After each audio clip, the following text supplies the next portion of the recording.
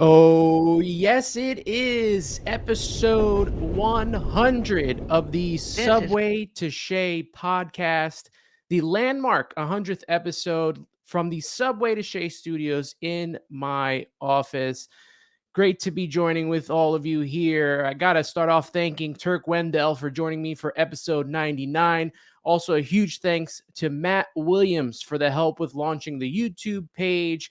We did a little bit of a fantasy baseball preview. So if you still got some drafts going on, still thinking about which Mets to choose, then check out that video on my YouTube page and make sure to subscribe. But now, for the 100th episode, got a little bit of a 2023 Mets season preview. And to do that with me, I bring on Dexter Henry. Dexter Henry, sports anchor for the New York Post Sports, as well as SNY, update anchor for WFAN and CBS Sports Radio, and the host of the NBA Exchange and Ain't Hard to Tell podcast. Dexter, I hope I did you well there, man. No, you did. You did great. That was a great intro there. I appreciate you, man. It's an honor to be on your 100th show. So thank you for that. I really appreciate it. And I think it's dope. You got Turk Wendell on for episode 99. That's pretty cool. I know. I kind of like planted that, made that work out perfectly. So it was great. And he was a great conversation to go along with him. He did a little bit of a spring preview of what to look forward to when it comes to the Mets right now. But opening day is upon us. We are here. It's finally here. We got to get into this little bit of a season preview with the New York Mets. And let's get right into, the 26-man opening day roster. It's not set in stone just yet, but we kind of have a feeling, we kind of know where we're going here. And, going on with the position players, obviously we have, Tomas Nido, Omar Narvaez starting out with the catching core right there. Francisco Alvarez sent to AAA. He didn't get much playing time during the spring. Have a feeling it had a lot to do with the surgery he had on his ankle. Gives him time to heal up. And most of the attention was kind of based on Ronnie Mauricio, Brett Beatty, who had a great spring. Even Mark Vientos had a pretty good spring. You got first base, obviously Pete Alonso, who we don't know who will be backing him up yet. Jeff McNeil off of his, award-winning season, winning the batting title at second base. They also could play some outfield. Eduardo Escobar at third base. I got to get your thoughts on Brett Beatty. He batted .325 in the spring, improved on his defense. Were you surprised that he did not come up with the club for opening day? Yes and no. I thought that the Mets would probably play this in the fact of let's see what Escobar could do at third at first to start the season. I think the Mets are probably playing this, and some fans might not like this, I think a little bit conservatively, but it's about let's see what Escobar can do, especially early. Now, I want to say this, though. I do believe that Escobar needs to get off to a good start, because if he doesn't, I think, especially how he started off last season. Now, granted, he was hot in September. He was fantastic in September for the Mets, but I think he does need to do that. And I think then they'd want to bring Beatty along. I think a lot of this with the Mets, and, a lot of teams do this, is probably about getting that extra year of control, right? So this is why they don't want to do this. However, I do understand where some Mets fans are coming from, where they would like to see the Mets bring up guys who were hitting well, like you saw Beatty do in spring training, and invest in them a little bit earlier and see what they can do and just go. I do think this team needs some youth, an infection of youth in it, particularly at certain positions. But I think that'll come, right? I think if some of the players that are the veterans like Escobar struggles, or you see Vogelback struggle at DH, particularly against, obviously, lefties, which you won't see him against a lot. I think that's a spot for Vientos to come up. So I think those players can come up. I think Beatty and Vientos are the most likely to come up and help this team. So I wasn't surprised, Anthony, necessarily that they didn't bring Beatty up with the big team, but I don't think Mets fans should be discouraged. And I think the clock is ticking on Escobar if he does not hit, and you could see Beatty up. Now, how soon? That's the question. How long do you give Escobar? Are we talking about till Memorial Day, or I think at least that? I don't think the Mets will have a shorter leash than that. I don't have any information on that, just to be clear, but I just think that's probably how they'll play it. And but I think there's a shot for Beatty. And look, they want Beatty to get more reps defensively in AAA. There's also been some talk that the Mets don't really like seeing their prospects take the jump from AA to the majors. I mean, the last time I think Mets fans saw that was with Conforto. So I think they're probably playing a little bit cautious, but I think it's a little bit more about the extra year of control that they can get. But listen, if Escobar falters, I think it's time to bring Beatty up. I will say that. Yeah, and the Mets are in a little different situation, as we saw with the New York Yankees bringing up Anthony Volpe. Uh, it's different when their shortstop was Isaiah Kiner-Falefa, who's Yeah, not as good as what Escobar brought to the team. I know he struggled most of the season, and then he had that big September, kind of carried the offense for all of September. I can't see Escobar being that bad again. It's possible, and then the Mets will probably go with the option of bringing up Beatty, but it's hard for me to see, him being that bad. And if anything, bringing up Beatty may be able to now push Escobar to some sort of a DH position to go along with Daniel Vogelback for however long they go with him. One person they decided not to go along with is Darren Ruff. Darren Ruff got the out. He got DFA'd in exchange for Tim LeCastro, who made the roster, and quite possibly, good for him because he had a really good spring. He's versatile. He can steal bases. He could play the outfield, something that Darren Ruff really can't do outside of the struggles he had hitting. He really can only play first base. You put him in the outfield, you don't know what you're going to get, but at least Tim LeCastro brings you the speed. He brings you defense, and he does have a little bit better bat than what Travis Jankowski and Terrence Gore, what they brought to the team last year. yeah. I actually look. This is a move I think Mets fans have had. The Ruff trade was a disaster. We can call it what it is. I don't think too many Mets fans I spoke to liked that at that time. He just simply didn't hit. He wasn't hitting in spring training. He looked like a borderline major league player. LeCastro, as you noted, Anthony, gives you the speed. In a year where many people expect with some of the rule changes, the pitch clock, et cetera, there to be more activity on the bases, something I am a fan of, and I'm hoping that we see back in the game. So I think adding that guy like that to the roster, the 26-man roster, I think there's value in that. And I also definitely think LeCastro deserved it over Ruff. I think there's no doubt about that. You mentioned an interesting point before that I've heard some other people think about. You said if Escobar falters or isn't play well at third, you could see him at DH. And I do think there's some optionality to that point you make, as we talked about before with Beatty. But yeah, getting off of Ruff, which we can, like I said, we can just call it what it is. It was a mistake by the Mets in terms of that trade. He has not produced. And I think trying to put the best roster out there that gives you the most flexibility is what the Mets tried to do before they could even bring up some of their young talent. So I like that move. I don't think there are any Mets fans out there shedding tears for Darren Ruff being gone now. I don't think that's happening. But I do think that was the right move for the 26-man roster by the Mets there. Well, I wish him the best in his future. Just didn't work out here. It Didn't work didn't out. work out for some Yeah. reason. He couldn't get used to it. You even saw during spring training when they were, in the press conference about what's up with his wrist. He just didn't feel comfortable. He didn't look comfortable, talking in front of the media, and especially in front of New York media. He mentioned how hard it was moving and transitioning, out from the West Coast to here. So, I wish him nothing but the best. But, moving forward, a lot of Met fans got frustrated when they sent, all the prospects down and they kept Darren Ruff. But I think what we got to realize is that this is a differently run organization. I knew that, I thought Darren Ruff was going to make the team, but I knew that his leash was extremely short. I mean, we saw with Robinson Cano. Once the Mets got rid of Robinson Cano and it's all that money that he had, I knew that Darren Ruff's leash was even shorter than that. So if he didn't come out and play, he would have been out within, a couple of weeks.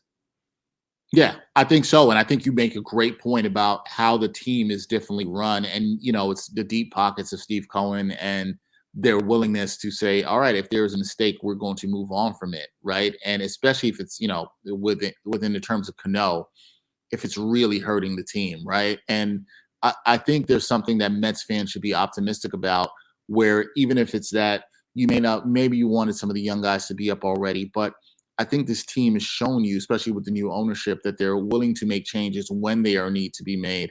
And you bring up a good point. Cano, you saw that. You should have known that the days were short for Darren Ruff. I was a little concerned when I saw that. I said, "Are they really going to keep him on the roster?" I think we're sometimes conditioned. I mean, this is sports fans in general, right? Like we see a lot of teams, they'll make mistakes. A trade didn't work out, an acquisition didn't work out, signing, whatever. And instead of cutting ties and letting go of that sunk cost, they'll hang on to it a lot of times. And I think a lot of fans across a variety of sports, particularly in baseball, have seen this. So I think this is where some of that PTSD comes in for fans. And I think you have to applaud the Mets, an organization, when they do this, and they say no matter how big the pill is to swallow, no matter how much big the salary is, we're willing to move on from this if this doesn't work. So, with that being said, I think it should give Mets fans some hope that if, as we talked about before, if we see some other position players, whether or everyday players in terms of whether it's Vogelback or if it's Escobar falters early in the year, then the Mets will make changes. I think they'll give those guys enough of a leash, as I said, to prove as veterans that they can do what you expect them to do. But if they don't, I wouldn't be shocked if they make changes at all, because this is an organization and team right now that's trying to win. The ownership has talked about trying to win and going for it, and that's something Mets fans haven't been able to say for a long time. Yeah, it's nice to see them make decisions based on baseball decisions and not just solely on money, which a lot of that Yeah, felt like during the Wilpon days. Steve Cohen, I think Epler mentioned it, that Cohen told him, you got to make the baseball decision. I don't care how it is, just make the baseball decision. And they did. So I'm happy that they're going along that route. You look at the rest of the position players in the outfield: Mark Canha, Brandon Nimmo, who got the big contract, Starling Marte. You had, we mentioned Tim LeCastro, Tommy Pham will also be in the outfield. A lot of depth to this team. Daniel Vogelback at DH. And I'm now with Darren Ruff being out, we assume that maybe Tommy Pham will now take on that role yeah. of the right-handed DH. If everyone is healthy, who do you think is the key to this lineup? I think if everybody's healthy, I think the big key for this lineup, and this may shock some people because I think people may expect me to say Lindor or say Alonso, but I'm actually going to go with Starling Marte. I thought he was the MVP of the team for most of the year in terms of everyday players last year. I thought he was absolutely fantastic when he was healthy. Disappointing when he was not healthy at the end of the season. And I think if he's healthy, I know he's getting up there in age and he's right at the end of his prime, but I still think he's a heady player, still can play solid defense, is a good hitter, can be reasonably aggressive on the base pad still. I think Marte is key because I think he provides a professional hitter, a lot of balance to the lineup that you can. I'd probably put him number one. I also think Jeff McNeil number two. He had a career year last year, fantastic year. Glad to see him get his money, but I really will say Marte because I think Marte is that third hitter that if he's going can put a little bit of fear into opposing pitchers. I will say Anthony, I'm a little bit worried about the Mets offense. I look at this lineup and maybe I think the unknown is Escobar, and that's the reason why. And you feel like they may need one more bat that you feel like you really can trust.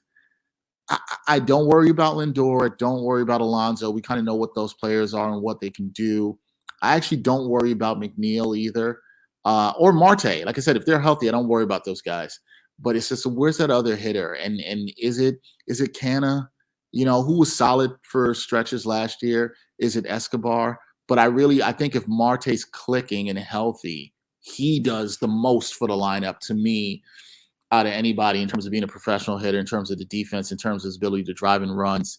I think if he's healthy, and I'd love to see him healthy for the Mets, I think he's kind of the most important person in that lineup. I 100% agree with you. That's why I've said if they're all healthy, who is the key? It's definitely got to be Starling Marte. I mean, there's no question about it. We saw every time that he was injured, the Mets offense seemed to have gone into a slump. And then in Yep. September, they kind of free fall. And it was all because Starling Marte wasn't in that lineup. He provides power, he provides average, he gets on base, he could steal the occasional base when his legs are 100%. So he's kind of that, I felt like he was kind of that 5 tool all around guy that if you got 162 games out of him, that he would kind of provide you somewhat with what kind of Carlos Beltran meant to this team, Mm, offensively and defensively on the base paths. So yeah, I 100% agree that, Starling Marte is definitely I guess the glue to this lineup. But they, like you said, they are going to need to get offense, because 7 through 9 kind of was Death Valley for most of last season until Eduardo Escobar started hitting. So they're going to have to, turn this around offensively and be consistent like they were for the latter half. Well, for the beginning half of the season. We look at the pitching staff. We yep. have the starting pitching: Max Scherzer, Justin Verlander, Kodai Senga. We have Carlos Carrasco, and now David Peterson, who won the final spot over Tyler McGill with the injured Jose Quintana out until at least I think it is July, after he had his bone graft surgery. So Yep. what are you thinking of this rotation? Where do you rank this rotation amongst all of Major League Baseball? Because I actually think that they're a little bit better with David Peterson over Jose Quintana, just because of what I've seen from Peterson. I think he's a good starting pitcher. I think now is his time to now stay in the rotation. Well, I will agree with that, right? Like, it is his time. I love the Jose Quintana signing. I actually like the sign. I like what the Mets did behind their top two guys, particularly because how I feel about the rotation is I do have some concerns in the fact of the age of their top two guys, right? And their ability to stay healthy. And I don't know how that cannot be a concern. It's something I've talked about with a lot of people. I mean, some people are more confident in it than me. We saw Scherzer towards the end of the year, last couple of years, to be honest, how his health has been. Obviously, Verlander had an amazing year winning the Cy Young in the AL last year, bouncing back from Tommy John surgery.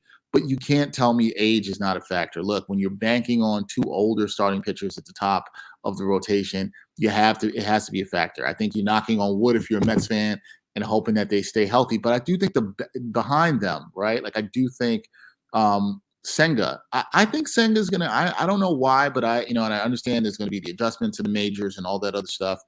But for everything you hear about his, the splitter and how unhittable it is, and I think he's going to, at least the first time I threw the NL, I think he can really cause some damage. I think he's going to have a good year. That was a signing I liked for the Mets. I do agree with you about David Peterson, to get back to that. I do think it is his time.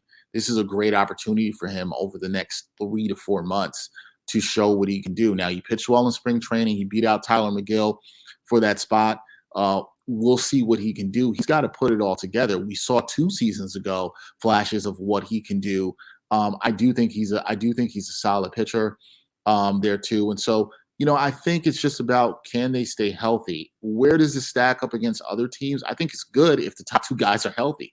If they're on their game and those top 2 guys are healthy, and if you think Senga could be what I think a lot of the Mets brass thought that he could be, which is a solid number 3 with potential for at least number 2 stuff in the rotation. If Senga's looking like a quality number 2 while pitching as the third pitcher most of the season, and the top 2 are healthy, then the Mets are going to be in great shape. Because I think there's going to be a lot of games where it's going to be tough to score runs on, and it's going to be great shape. I think the starting pitching is probably going to be fine, but Anthony, that all has to do with health, and I am concerned about the top 2. As I'll say before, one of my things was, do I think the Mets probably made the right move in not bringing back DeGrom based on the money he wanted and his injury history? Yes. Did I have concerns about signing Verlander, who's 41 and is just getting older, and you never know when the cliff is coming for a lot of athletes? Father Time is undefeated, and it comes for us all. Yes, I have concerns about that too. I think a great season, and I'll mention this again, I think for the Mets, is if they get what they think they can out of Senga. I do think Senga is the key to that rotation this year. If they get a great year out of him, and he even exceeds their expectations and looks like a number 2, solid number 2, dare I even say number 1 stuff kind of pitcher, then the Mets will have hit a home run with that, and that'll bode well for their rotation. But, he's got to prove it. We got to see what he can do against Major League competition. Yeah, if Senga can give you anything where what Chris Bassett provided last season, which was, Right. Number 3 could possibly be number 2 type stuff. I mean, with both DeGrom and Scherzer down, he pretty much held down the fort along with Carrasco and the rest of the crew. So if he could do that, that would make everything a whole lot better for the Mets. And they do have some depth in the minor leagues. Tyler McGill, Eliza Hernandez, those guys would be the end of the rotation. Joey Lucchese's coming back from his Tommy John surgery. They also just signed Dylan Bundy. So there are options in case injuries happen. And we saw last year when Scherzer went down, when DeGrom went down, or DeGrom being down most of the season, that this team was still able to, be carried and get wins. I mean, they won 101 games, and most of that was without DeGrom and a couple of months without Scherzer. So they definitely got the depth to do it. And you look at the bullpen now, obviously Edwin Diaz, the big issue of him getting hurt, having that ruptured patella tendon surgery, out 6 to 8 months, probably out the entire season. Although he seems to think that he may have a chance of coming back towards the end of the season. I don't know. I don't know too much about that injury, but if he comes back earlier, more power to him. But, you look at the rest of the bullpen, it might be closer by committee. And this is what I'm seeing a lot of this year, a lot of closer by committee team. You got, David Robertson will probably get the lead on that with Adam Ottavino, Brooks Raley, Drew Smith, maybe even an option to close out some games. I think Steven Nagosic will be making this team. John Curtis, Tommy Hunter, who was told he's made the team, and Dennis Santana, who the Mets kind of picked up late. What do you think of this bullpen? I think of this bullpen is I trust Robertson. Ottavino was shaky at times early in the season, but not bad down the stretch. I think that the bullpen is one of the biggest keys for me to watch with this team, right? What is the bridge to get the ball to Ottavino and also get it to Robertson, right? Like, how is that going to look? That's where a lot of the question marks are in the bullpen. How are they bridging it to get there? I think if it's shaky, and I don't even think if it's not shaky, I still just think, because for depth purposes, look out for the Mets to try to make a move to add a strong arm. Now it's about what will they give up for that.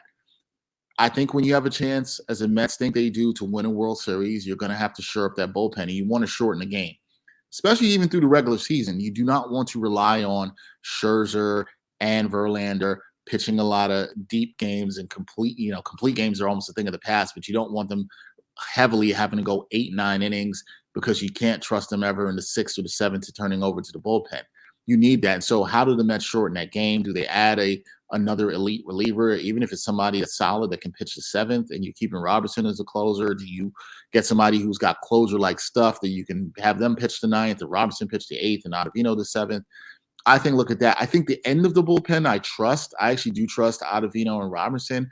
Robertson's still older. This age we're talking about again, you worry about him getting taxed. This is where you miss a guy like Diaz. Look, losing Diaz hurts. Okay, it hurts a ton, and I'm sorry for you guys out there to think the World Baseball Classic is meaningless. It is not. He was out here playing with pride for his country, and it's a tough situation that happened. And we wish Diaz the best and would like to see him get back. But is it going to have an impact on the Mets? Undoubtedly. Do I think if you're a Mets fan, you'd like to see them shore up the bullpen with another arm? Yes, I think that should be one of their priorities. We'll see how it goes, but I think it should be one of their priorities heading to the deadline. What has to happen, though, Anthony, and you never know this early in the season, you mentioned some of the guys in middle relief. Somebody's got to emerge, right? Like, sometimes this happens in the season where somebody emerges. Who's the 7th inning guy? Is it Drew Smith? Does Drew Smith have a solid year? Maybe you're looking at it and saying, hey, Drew Smith to Ottavino to Robertson is really strong here, and we feel really good about this as an organization. And even still with that, you always want to see how you can shorten the game. Can you get another arm? So I think there's potential. Somebody's going to have to emerge for those 6th and 7th innings, and we'll see who it is. But I think if somebody does not, I wouldn't be surprised if this team is aggressive even earlier before the deadline to add an arm to help this team in the bullpen. Once again, I'm here with Dexter Henry of SNY, New York Post Sports, WFAN and CBS Sports Radio, man of all trades here. So let's look at some, predictions here. Okay. Alex Smith of SNY wrote an article and had all the odds and all the predictions out there. And pretty much he had the Mets win total landing at 92.5 to 93.5. And that's on most of the books. Most of the odd books. I think that is like perfectly for the Mets. I had them between 92 to 95 wins. I don't think that they're going to recapture 101 wins. Possible that they get around 97, 98, but 92 and a half to 93 and a half, I think that's perfect to me. I like that number too in that range is kind of where I've been penciled in. And I think a lot of that too is the fact that the division's going to be tougher. And just I think a lot of these betting odds, right? They're looking at the fact that they expect the division to be tougher. Look, I could see it. If I had to, if you put a number, you asked me to predict an exact number, I'm probably going with about 93 wins, right? So it's right there between that 92 to 95 range. The key is, do you believe that's enough to win the division, right? Like that's kind of the question there, Anthony. And I would say it could be because I do think I think Philly might take a step back, but Atlanta I think is the main competition, and those games between the Mets and the Braves, like we saw last year, they're going to be dogfights. And it might come down again to the final series of the year. We might see that, Mets fans, the final series of the year has not worked out so well for Metropolitan fans sometimes. But I think that number is a fair number. I think the Mets could do it. If the Mets exceed that number, if they exceed that range, I should even say, right, of 92 to 95 wins, I think a lot of it will be because the offense is better than we expected, which would be a good thing for Mets fans. And I think also the pitching and bullpen might, particularly not the starting pitch, more so the bullpen might be slightly better than expected. I think if they had a healthy Diaz, I might tack on another couple wins, and I might be talking about them in a 95 to 97 win range. But I do think if they exceed the number that I said, which is 93, I do think they will win the division. But I do think that number, then the range we're talking about, 92 to 95, this should be enough to get the Mets a wild card spot at the least. And I think if the Mets get in the series and their top two pitchers are healthy, then they actually have as good a shot as anybody to win a series. And I think that's what it's about, getting in. I know Mets fans would like to see them win the division. I think they can win the division. I think it's going to be very interesting to see how focused this team is on winning division. Because looking at what happened last year and having the big lead and, losing it slowly and tying in record-wise with the Braves, but losing out in the tiebreaker, how much is that a motivation for them to get that division title and not have to play in the wild card round? I wonder how much that is a motivation for this year, but then how hard do you go for that when you have two older pitchers at the top of your rotation? It's really interesting. I like that number, but I think we'll know. It's not even really about how the Mets want. You obviously want to get off to a good start, Anthony, but I think for a lot of Mets fans, they would trade a great start for a strong finish, right? They would want to Absolutely. see a stronger finish and knock off the Braves and any other contenders when it counts in September and win the division. I think that's what they like to see. So I think for the Mets, a lot about it this year is, how do you finish? You want to get off to a good start, but how do you finish and how do you close out September? Because unfortunately, as I mentioned, for Mets fans, not to bring up too many things from the past, September hasn't always been so great. I'm sure a lot of fans would like it to be like 2006 where they ran away with the division. But it's really about how they finish. Do they have the veteran players to do it and close? And there were the core last year that remembers how it went? Yes, they do. And I just wonder how much that fuels them. The Mets are a dangerous team, Anthony, because they could be on a mission for all the reasons that I mentioned: the bad taste of last year, how it ended, maybe understanding that this is a mostly veteran group that's thinking we could have a chance to accomplish something. I think how they respond is going to be very interesting this year. Could they win it all? Yeah, sure. They can. They have the talent to do it. And they can make additions to this team that's even better than what we're talking about a day before opening day. But we'll see. It's really about how they respond to the adversity. And look, they've got a good manager. They've got good core pieces. We're talking about some of the young prospects that could be on the way. The Mets are in a good position, but a lot of it is about how they're going to finish and close the season. And also, baseball has changed so much. We have more wild card teams, more playoff Yep. series. I mean, we saw it last year. We saw the Dodgers and the Braves, both division champions, got knocked out, in 4 games each by the wild card team. So it's really, like you said, when you get hot, and when you're supposed to get hot is right around that September, October range. After making sure you get a postseason berth, you gotta make sure you get hot at the right time during the postseason, and that's going to get you to the World Series. And hopefully that does happen with the Mets. Before we wrap up, Yeah. let's hear your predictions on the NL East as of what the opening day rosters are right now, because obviously things can change. Injuries, trades at the deadline, things can change. But as of right now, who do you have winning the NL East? I'm going to go with the Mets. I'm going to go with the Mets. I'm going to say the Mets figure it out this year. They find a way, but I do not think it's going to be easy. I want to be very clear about this. You got to respect the Braves. You got to respect their young pitching. They they have some good young talent that they've brought up. Michael Harris, other guys that you just got to respect what they're doing. I think it's going to be a dogfight between the Mets and the Braves. I think they're the class of the division. I still think, like I said, the Phillies are a step below. Don't sleep on the Marlins. Mets fans, I don't have to tell you to sleep on the Marlins, because the Marlins always play the Mets tough and find a way to play the Mets tough, as Mets fans know. So I wouldn't sleep on them. I don't think the Nationals are a factor, but in this race. But I think the Mets are going to win this division. I don't think I think it's going to really come down to September. I know that's not nice. It's not what Mets fans want to hear. I think they're going to sweat. I do think it's down. I'm going to give the Mets the edge. They squeak out this division. And they get it. They get a division title, something they haven't had in a long time. But I'm going to give it to the Mets to win the NL East. I'm going with them. It's been so hard for me. That's why I said, right now with the rosters as are, I went with the Braves. I still think that I can't kill you, Anthony. I can't kill you for that. I know your listeners and viewers are probably not going to love that. And I flipped on it before when you asked me the question. I was going to say the Braves too, but you know what? I don't know. I just think the Mets are going to be on somewhat of a mission to erase the bad taste of last year. And I think there's something about this group. They'll get it done. Yeah, those are definitely my hopes. And you obviously see all the Mets gear and everything. It's like, why is he choosing the Braves? But Right. what we saw last year, obviously with Edwin Diaz out, the Braves, even though Raisel Iglesias is out, if he does come back, they do have a legitimate closer there. They got a young pitching staff. They got a good lineup if they stay healthy. There's a lot of, for the Mets, for me, there's too many ifs and what if this guy stays healthy? If Marte stays healthy, if the pitching staff doesn't get injured. There's so many what ifs at this moment and not enough certainty for this roster that it's hard for me to get on board just yet. I do think they're a playoff team. Absolutely think they're a playoff team.